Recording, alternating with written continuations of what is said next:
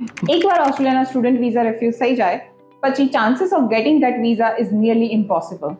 શું આ રિયાલિટી છે કે જસ્ટ મિથ છે? મારી જોડે આજે પ્રિયાંક અને એના મધર આવ્યા છે. એના સ્ટુડન્ટ વિઝા હમણાં જ અપ્રૂવ થયા.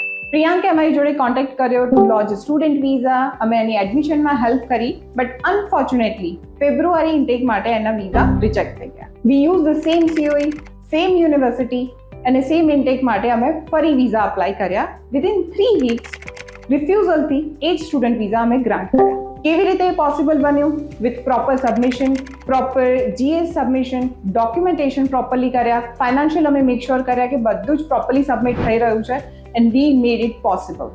Let's here it from Priyank કે એનો એક્સપિરિયન્સ કેવો રહ્યો. ફર્સ્ટ ટાઈમ વિઝા રિફ્યુઝલ આવ્યા પછી મને લાગે કે મારો ડ્રીમ ખતમ થઈ ગયો છે. It was over. બટ કેર ઇમિગ્રેશને મને કોન્ટેક્ટ કર્યો એન્ડ દે મેક શ્યોર કે મારા વિઝા ફરતીને આવે, એન્ડ વિધિન 3 વીક્સ મારા વિઝા ફરતીને આવી ગયા.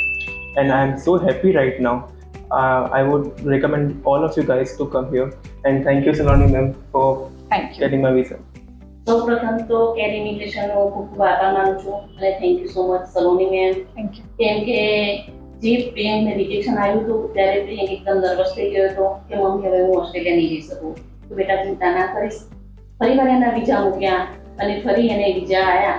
એટલે એટલા બધા અમે હેપી છીએ કે ખરેખર મારા જે છોકરાની ઈચ્છા હતી એ પૂરી થઈ. Thank you so much Saloni ma'am. Thank you for your kind words. અને તમારા બી વિઝા રિજેક્ટ થયા છે. તમે તમારી હોપ ઓસ્ટ્રેલિયા જવાની છોડી દીધી છે અને એટલીસ્ટ એકવાર કેર ઇમિગ્રેશનનો કોન્ટેક્ટ કરો.